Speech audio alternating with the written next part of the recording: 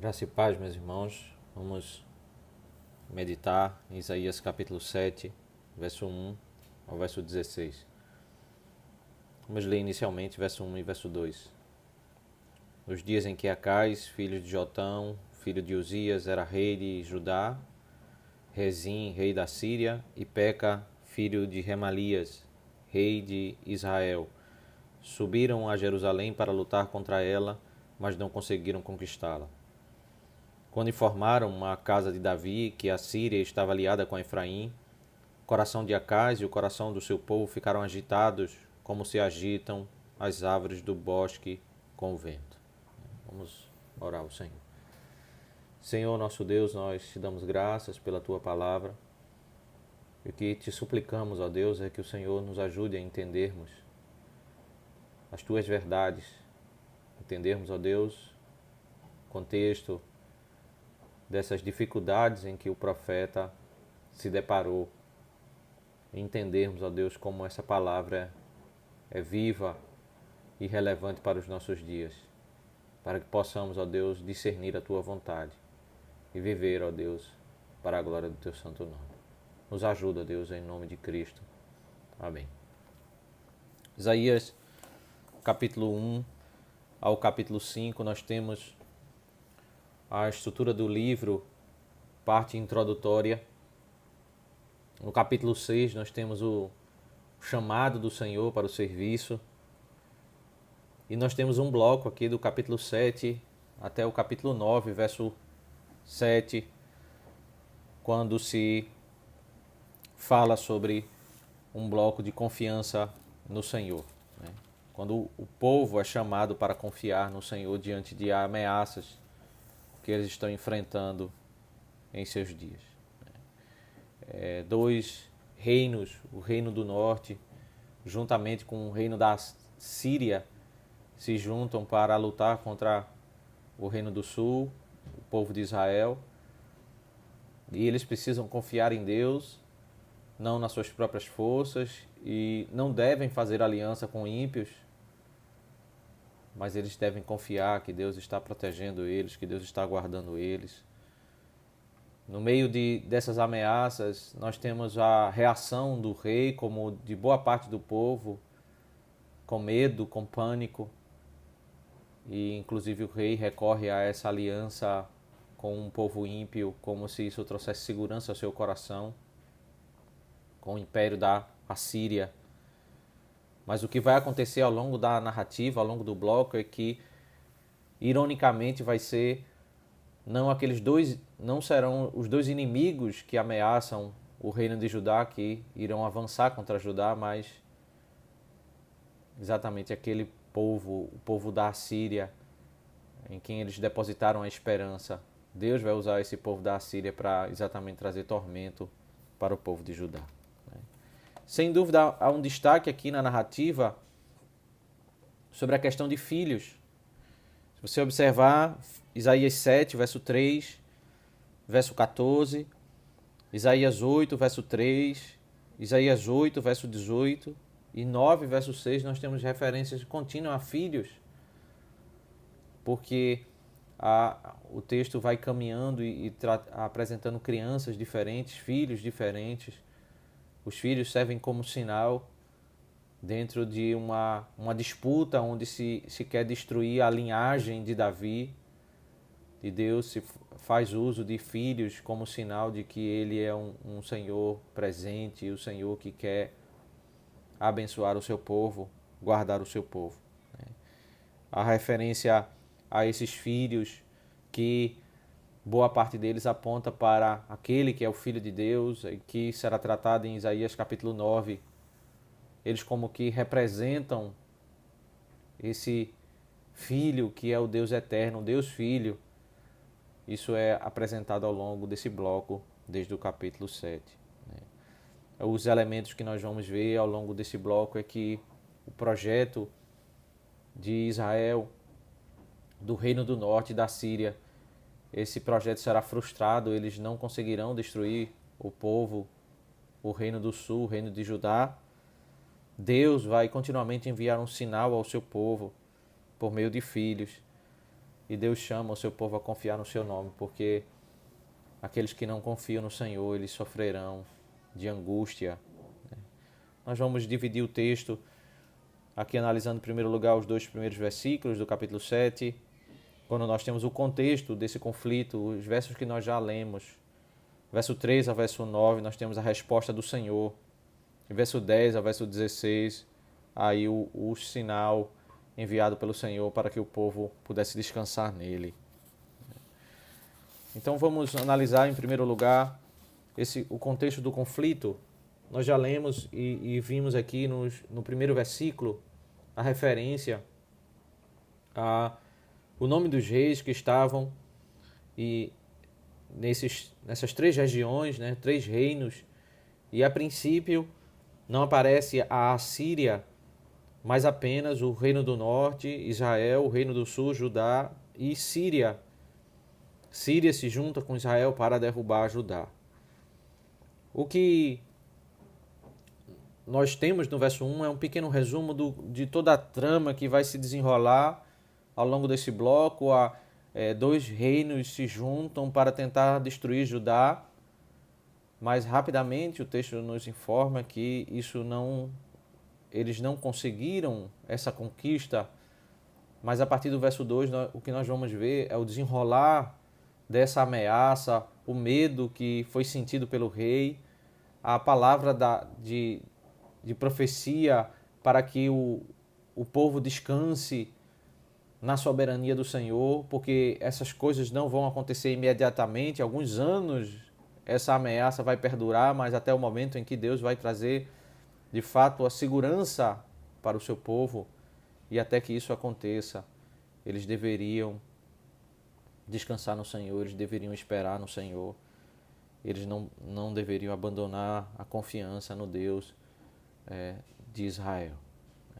Então o verso 1 ele resume toda a tentativa e que isso vai ser frustrado, mas a partir do verso 2 ele vai começar a nos mostrar detalhes do desenvolvimento disso. O primeiro aspecto que nós precisamos lembrar é 1 Reis, capítulo 12, em que o filho de Salomão, Roboão, ele por algumas decisões que ele tomou, por continuar com o fardo pesado sobre o povo, que já havia sido imposto pelo seu pai, 10 tribos se rebelam contra ele, seguindo Jeroboão, seguindo uma adoração corrupta, e ali se forma o Reino do Norte. As 12 tribos são transformadas em 2 reinos, Reino do Norte com 10 tribos e Reino do Sul, Judá e Benjamim.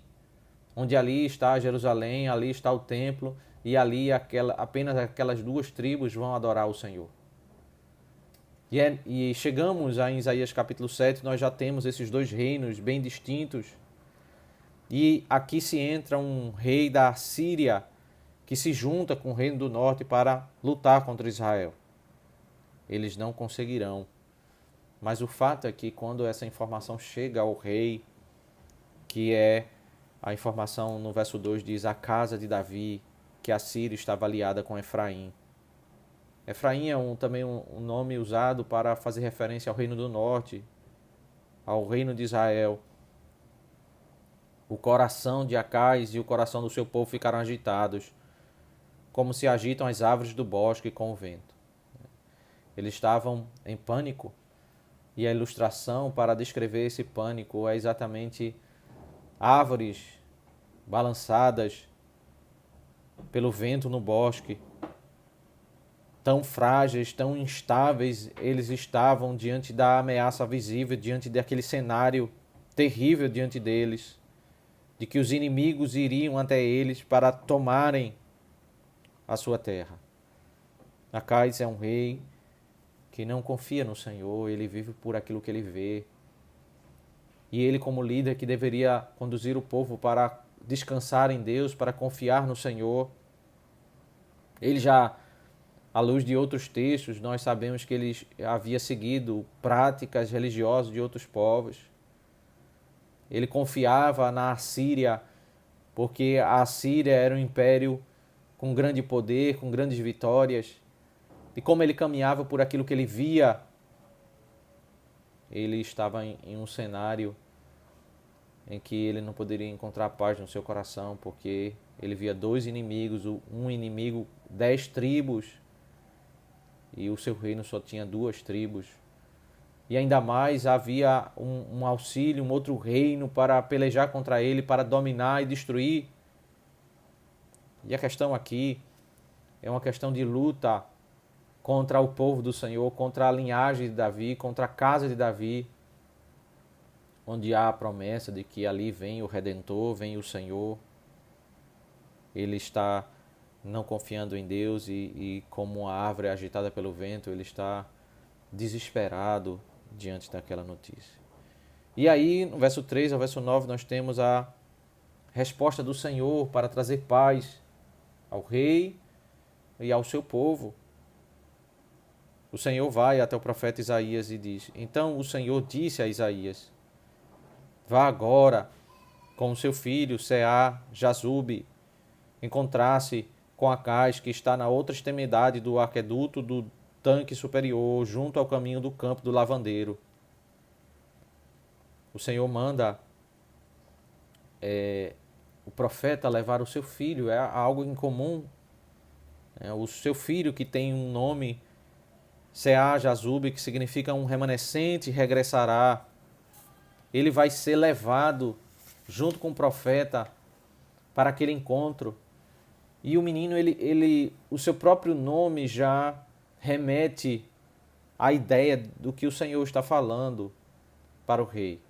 O menino serve como um sinal, como algo visível àquele homem que, pela sua fraqueza, precisa ver algo. O sinal está no nome do menino, que fala a verdade de que, ainda que o povo queira destruir a descendência de Davi, haverá sempre um remanescente. Ainda que existam guerras, existam problemas, existam dificuldades, o povo do Senhor sempre é preservado, sempre há um remanescente. E a promessa do Senhor, ela não pode cair por terra. O menino tem esse nome e vai com o profeta ao campo, ao caminho do campo do lavandeiro. Ali na outra extremidade do aqueduto, ali os comentaristas dizem que era exatamente o local onde ficavam os reservatórios de água da cidade e que provavelmente o rei já estava observando as provisões para um possível cerco. Ele já estava dando como certo a um cenário contrário, um cenário em que ele seria cercado e que poucos dias teria para reagir. E ele já vai olhar as provisões, já vai olhar quantos dias ele pode aguentar um cerco. E é nesse contexto em que, ao invés de recorrer ao Senhor, mas sempre olhando para aquilo que ele pode fazer pelas suas próprias forças, o Senhor vai até ele com um menino para que sirva de sinal, para que fale da mensagem de consolo ao seu coração. No verso 4 ao verso 6, nós temos a primeira parte dessa mensagem, quando o Senhor dirige o rei para que ele olhe para a fragilidade dos homens, dos projetos dos homens nesta terra. Diga-lhe o seguinte: tenha cuidado e fique calmo, não tenha medo nem fique desanimado por causa desses 2 tocos de lenha fumegante, por causa do furor da ira de Rezim e da Síria e do filho de Remalias. O Senhor manda que o rei fique calmo, que o rei se acalme e não entre em desespero, mas fique tranquilo diante do Senhor, daquele que é o Rei soberano, daquele que é o Todo-Poderoso, que o seu coração não fique tomado de pavor nem de desânimo. Um dos frutos dessa incredulidade de ver um cenário de morte diante dos olhos e não haver perspectiva alguma diante de si mesmo, que ele não deixasse ser tomado por esse caminho de morte. E aí o Senhor apresenta diante dele como ele deveria olhar o projeto dos homens. O Senhor diz: olha, esses 2 homens são como tocos de lenha fumegante. Eles são como pedaços de madeira tirados de uma fogueira, já todo queimados, sem vigor algum, sem capacidade de fazer qualquer coisa. A perspectiva do Senhor para o coração de Acais é ainda que esses homens se mostrem como homens poderosos, homens grandiosos. Na realidade, eles não têm poder, eles não conseguem fazer aquilo que eles almejam se não for o Senhor. Eles têm aparência de poder, mas eles são como tocos fumegantes. Eles têm o furor da ira para destruir. Eles resolveram, o projeto deles, o verso 5 diz, porque a Síria, Efraim e o filho de Remalias resolveram acabar com você, dizendo, vamos atacar e amedrontar o reino de Judá. Vamos conquistá-lo para nós e fazer reinar no meio dele o filho de Tabeal. Eles têm projetos de morte, projetos de destruição. Eles querem atacar o povo do Senhor, amedrontar, intimidar o povo do Senhor. E eles têm já um projeto de estabelecer uma nova linhagem no trono.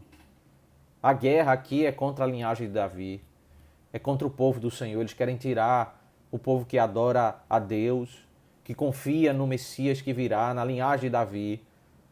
E eles querem estabelecer uma nova descendência, o filho de Tabeal, para que ali se estabeleça uma nova descendência que adore naquele lugar. Há um projeto, mas esses homens eles não têm poder diante do Senhor para fazer isso. E o Senhor leva isso ao coração do rei. Se acalme, porque eles não têm esse poder que eles imaginam que têm. No segundo aspecto, no verso 7 até a metade do verso 9, é quando o Senhor esclarece que é o Deus eterno, Ele que é o soberano, Ele que controla cada coisa, cada detalhe. Assim, Acais deveria confiar no Senhor, porque o Senhor é de fato quem tem o poder. O verso 7 diz, assim diz o Senhor Deus, isso não tem nenhuma chance de acontecer. Não existe possibilidade. Se por um lado os homens são frágeis em seus projetos, ao outro lado dessa verdade é que o Senhor é aquele que controla cada coisa, cada evento, cada decisão, é Ele quem decreta. E ele passa a mencionar isso no verso 8 e 9, quando diz, porque a capital da Síria é Damasco, e o cabeça de Damasco é Rezim. Ele diz, olha, ainda que a Síria possa querer estender seu território, fazer uma remarcação de terra, escolher uma outra capital para o seu reino, mas a capital que existe no seu reino foi decretada pelo Senhor, o Senhor que estabeleceu isso, e estabeleceu quem é o rei daquele lugar.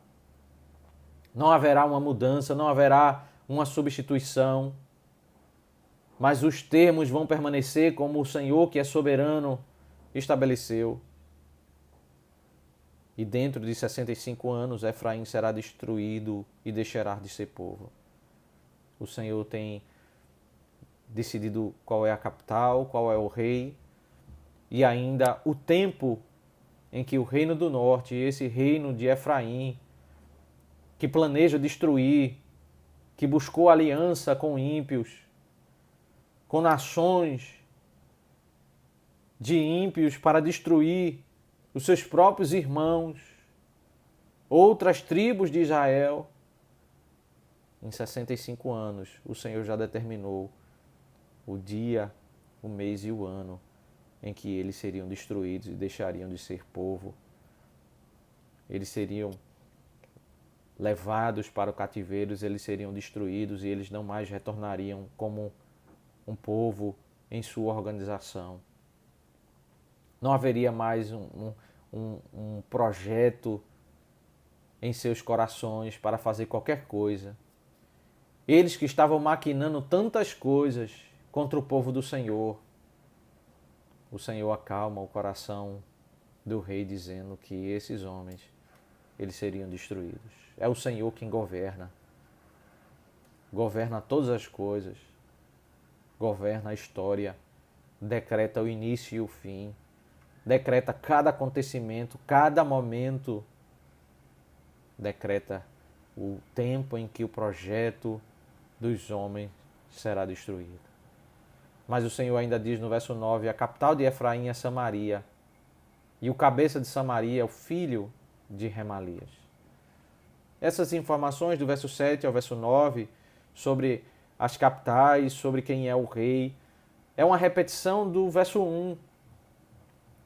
Os reis permaneceriam em cada lugar, ainda que o projeto era a fazer uma mudança, estender o reino e dominar sobre o reino de Judá, mas Deus decreta que cada rei iria ficar em seu lugar, que eles não dominam sobre outros povos sem a permissão do Senhor, sem um decreto do Senhor.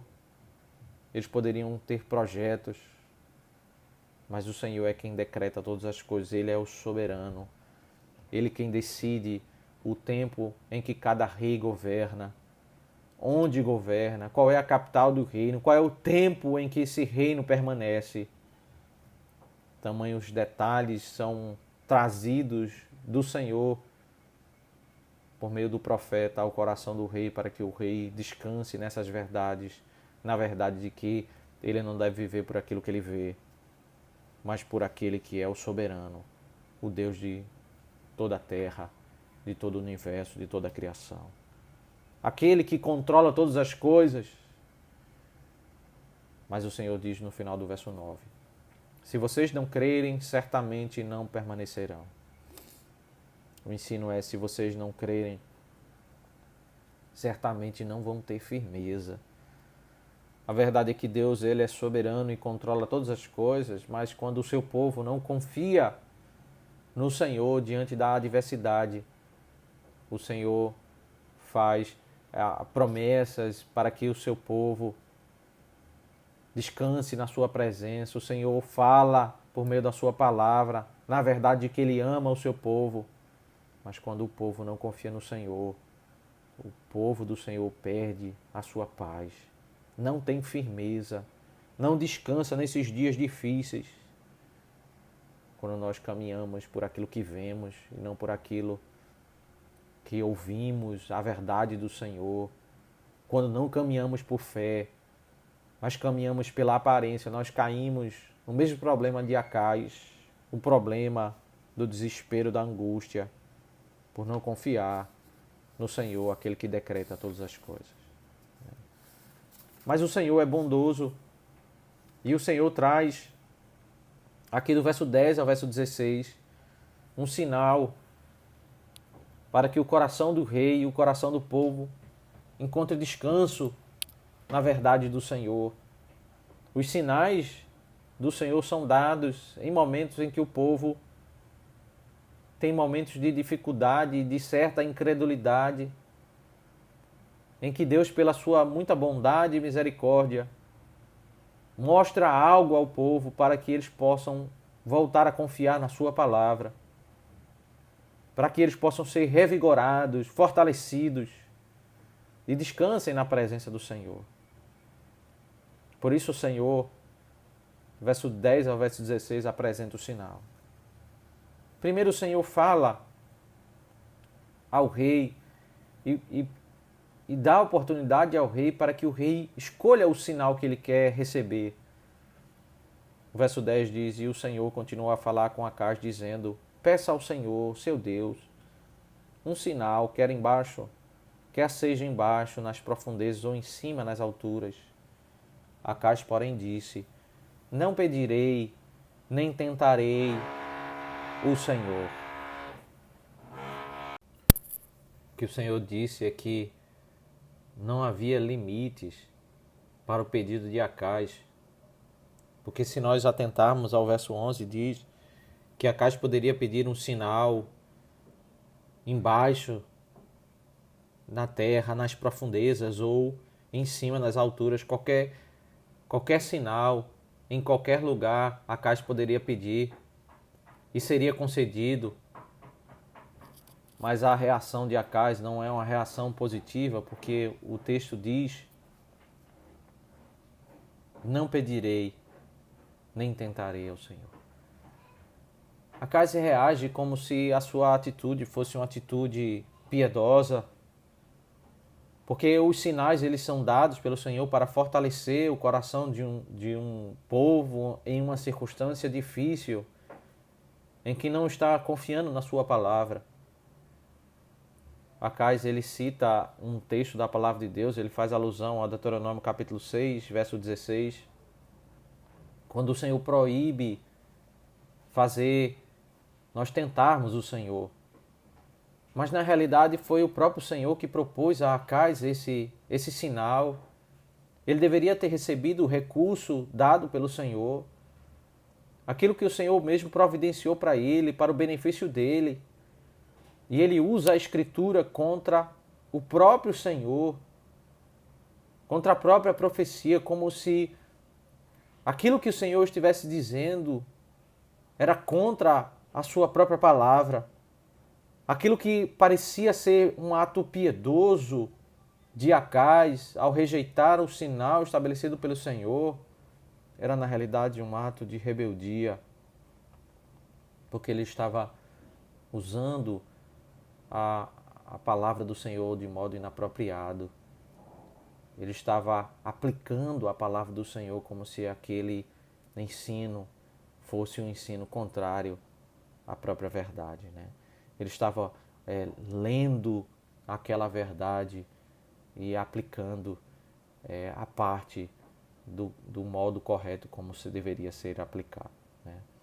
Na realidade, quando nós estudamos um pouco mais o contexto que nos é apresentado em 2 Reis, capítulo 15, capítulo 16, o que nós sabemos é que Acais, ele não tinha nada de piedoso, ele não queria o sinal dado pelo Senhor, é porque ele já tinha planos, ele já tinha fechado um acordo com a Síria, ele não confiava no Senhor, ele já havia assimilado práticas das mais perversas, ele havia sacrificado o seu próprio filho em rituais pagãos, queimado o seu filho em sacrifício, ele havia assassinado o seu filho ao seguir as práticas perversas e confiar nessas doutrinas dos homens.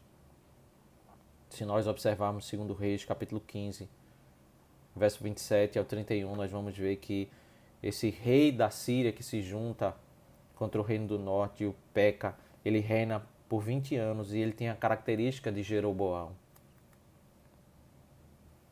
Por outro lado, o reino do sul, Acais, ele é filho de Uzias, que antes dele reinou por 16 anos e é marcado por um reino bom. Ele fez o que era bom perante o Senhor, o que era reto. Mas ali nós temos uma informação importante, segundo Reis, capítulo 15, verso 32 ao 38. É que pelo decreto do Senhor é que esses inimigos, Rezim, Peca, eles se levantam contra Judá. Destaca ainda mais esse detalhe da soberania de Deus em cada evento, em cada tribulação, em cada problema. Mas a Escritura também esclarece, segundo Reis, capítulo 16, verso 1 ao 4, que Acais, ele é marcado por ser um mau rei, por ser um homem ímpio, um homem que segue práticas perversas. Um homem que, em 2 Reis 16, verso 5 ao 9, faz aliança com a Síria, que não confia no Senhor, que faz um acordo, ele entrega tesouros do templo, ouro.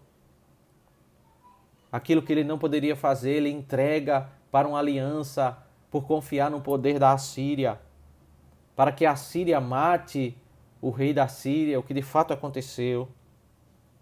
Mas como Acais confia tanto naquilo que ele vê, ele passa a admirar o altar que existe no meio da adoração dos ímpios e ele traz esse altar para dentro do templo. Ele substitui o altar de bronze que foi estabelecido pelo Senhor ali no livro do Êxodo por esse altar dos ímpios. Ele muda a adoração do Senhor porque ele viu um exército poderoso na Síria e ele incorpora a religião dos ímpios porque ele confia naquilo que diante dos seus olhos tem poder. Acais tem um coração incrédulo e por isso ele rejeita o sinal dado pelo Senhor. Essas são as informações que nós aprendemos em 2 Reis, capítulo 15 e capítulo 16. Mas voltando aqui para Isaías capítulo 7, verso 13. O Senhor repreende essa atitude de Acais. O verso 13.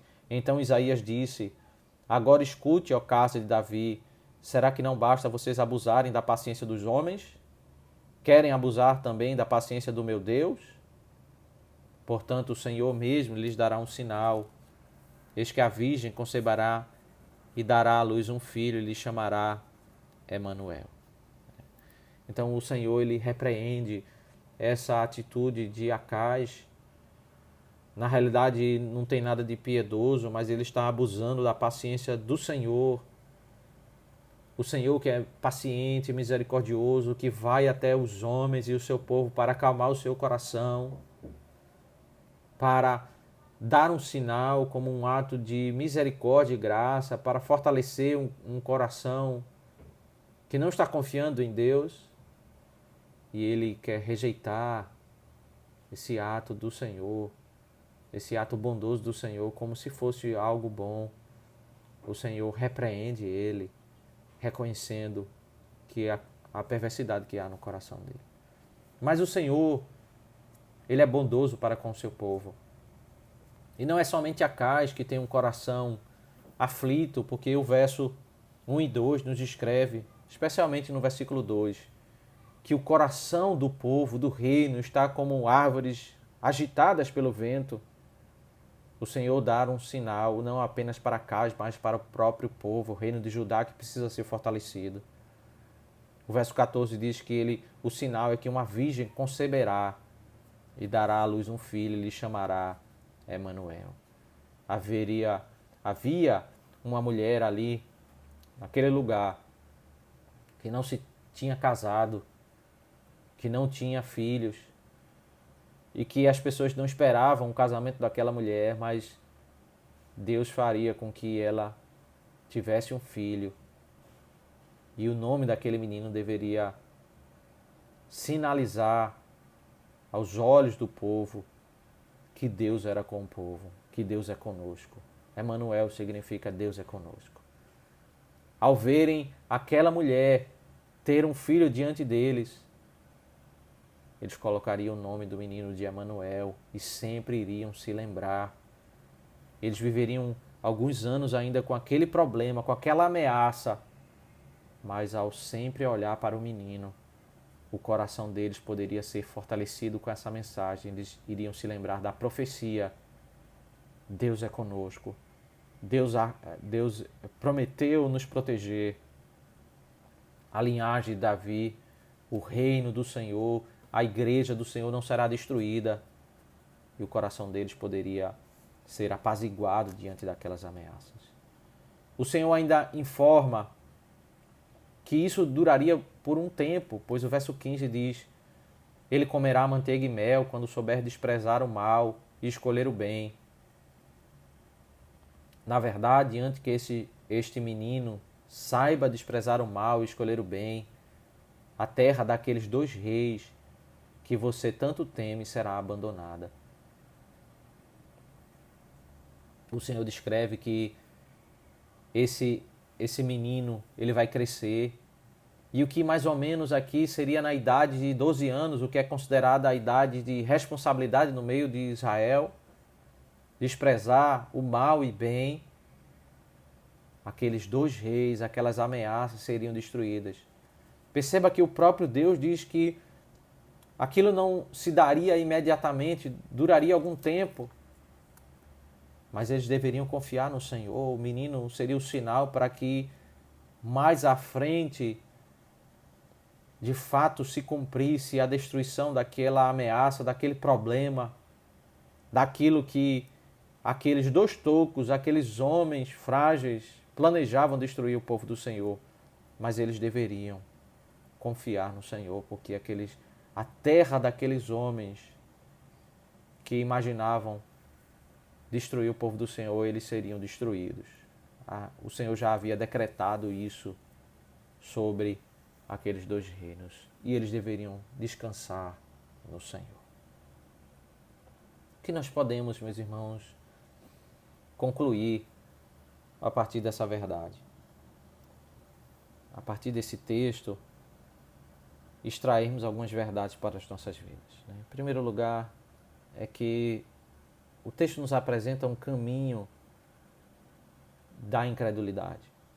O caminho da incredulidade é o caminho desse reino do norte, das 10 tribos que se juntam com o reino da Síria e acham que podem, pelos seus próprios projetos e maquinações, traçar o destino deles, que podem desprezar a vontade de Deus e que podem ser bem-sucedidos por aquilo que eles maquinam às ocultas, por aquilo que eles fazem, porque eles vivem por aquilo que se vê, por aquilo que o coração deles planeja, e eles acham que eles podem governar a história das suas vidas e a história dos seus dias.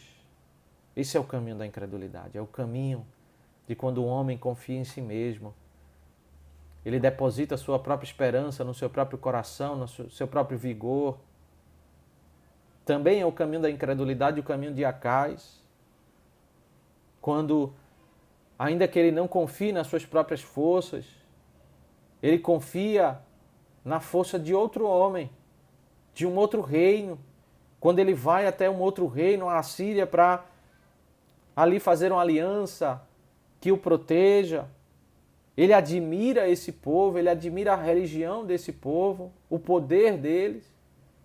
E ali ele coloca o seu coração, ele coloca toda a sua esperança.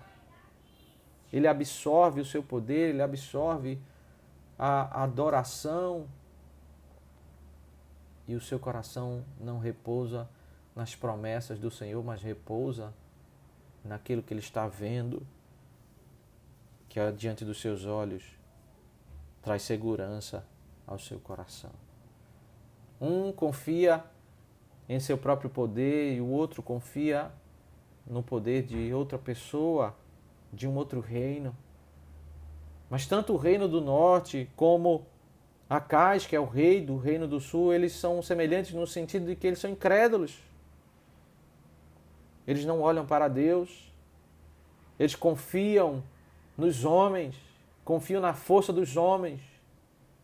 Eles não descansam em Deus, eles são incrédulos e a incredulidade ela leva para a idolatria.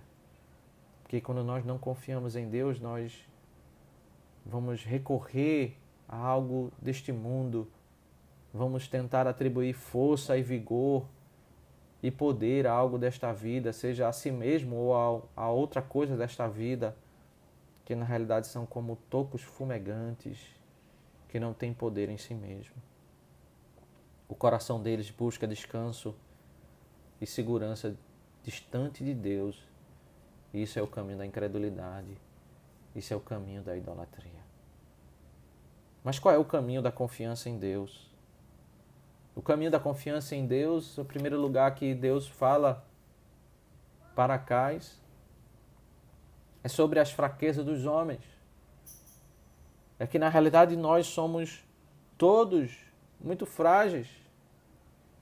Não apenas aqueles 2 reis ímpios, mas nós somos totalmente dependentes, nós não temos condições de traçar o futuro, de entender o que se vai acontecer. Nós somos totalmente dependentes de Deus e por isso nós devemos orar. Nós não podemos rejeitar o auxílio do Senhor, o sinal que Deus deu para Acais, para fortalecer a sua fé. Ele não deveria rejeitar. Nós não podemos rejeitar a palavra, a oração. Nós não podemos rejeitar aquilo que o Senhor mesmo estabelece como recurso para revigorar a nossa fé. Nós não podemos rejeitar o privilégio e o benefício de podermos usar tudo aquilo que Deus nos concede para sermos alimentados e sermos revigorados diante de dias difíceis. O caminho da confiança em Deus é o caminho quando nós estamos convictos de que há fraqueza em tudo que existe neste mundo. A fraqueza no projeto dos homens, nos poderosos deste mundo, nos planos dos homens, na nossa própria capacidade de discernir o futuro, de ver nas nossas próprias forças ou nos nossos próprios projetos algo que traga paz ao nosso coração. Mas o caminho da confiança em Deus é o caminho onde se tem convicção plena da soberania do Senhor, de que o Senhor é aquele que governa todas as coisas, aquele que decretou o dia bom e dia mau, é aquele que diz o que vai acontecer e quando vai acontecer, quem governa cada nação e até quando governa, qual é a capital de cada nação. É quando nós, de fato, nós descansamos na verdade de que o Senhor é Emmanuel, é o Deus conosco. Essa é a base, sem dúvida, para nós encontrarmos descanso para a nossa alma.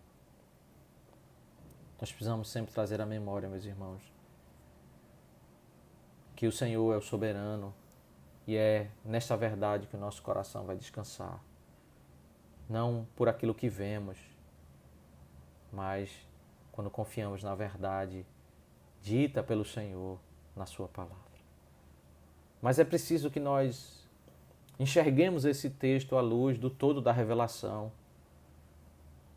E se nós aprendemos esse texto o caminho da credulidade, o caminho da confiança em Deus, nós também, à luz desse texto, nós aprendemos que existe uma história maior. Porque esse texto é citado em Mateus capítulo 1, verso 20 ao 23. E é ali onde essa história encontra o seu paralelo. Assim como Acais, José recebe a instrução do Senhor. Assim como a mulher daqueles dias, Maria fica grávida. Assim como aquele menino, existe outro menino em Mateus capítulo 1. Mas tudo nessa história em Mateus capítulo 1 é maior. É a grande história. O problema é maior. Porque a guerra não é por terra, mas a guerra é a vida eterna. A questão é a vida eterna ou a morte eterna. O sinal é maior, porque com Maria a gravidez é pelo Espírito. Antes mesmo do casamento, antes mesmo de haver qualquer relação, ela está grávida pela operação do Espírito. Nessa história é maior, o Filho é maior, porque é o próprio Deus, o Deus eterno, que vem, se encarnou, se fez homem, a luz no meio de um mundo de trevas. A vitória nessa história maior não se dará quando o menino tiver 12 anos, mas se dará depois dos 30, em torno dos seus 33 anos, quando ele morrer na cruz do Calvário. E ali trouxer a verdadeira derrota aos inimigos. Os inimigos são destruídos, despojados na cruz do Calvário. De fato, meus irmãos, são duas histórias. 2 homens, 2 mulheres e 2 filhos. 2 intervenções de Deus na história do Emmanuel, do Deus conosco. A primeira história em Isaías capítulo 7, e todo o desenrolar desse bloco vai nos mostrar que ela serve como uma profecia para aquela outra história em Mateus capítulo 1. A segunda história é de fato a narrativa do Evangelho. É ali onde nós temos a boa nova. Deus veio até nós para nos salvar, para nos redimir na cruz do Calvário. É por meio dessa história maior que entendo de que lado eu estou.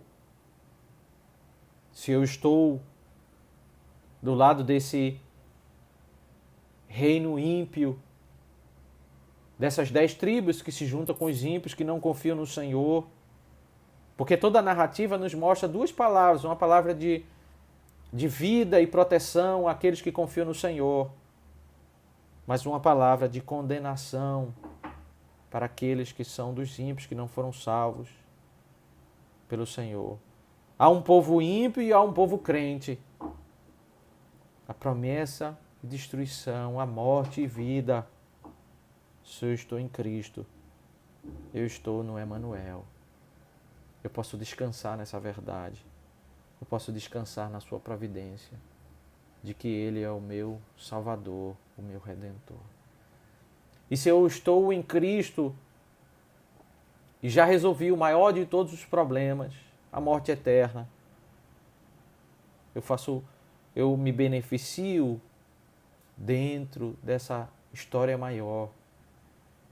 Aí sim o meu coração é fortalecido para lidar com as pequenas histórias, os problemas que eu tenho que lidar ao longo da vida, os momentos em que eu vou ter que lidar com as adversidades e não viver por aquilo que eu vejo, mas viver crendo nas palavras do Senhor, nas promessas do Senhor de que Ele é um Deus conosco, um Deus que nos preserva. Que o Senhor Deus nos abençoe. Amém.